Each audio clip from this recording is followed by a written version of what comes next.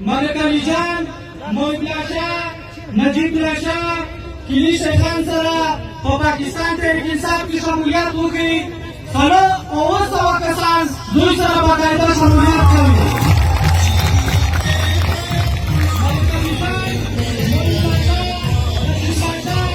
دوی ته او دوی کورنۍ ته ښه راغلاست وایو، ویلکم ورته وایو. کور مو وله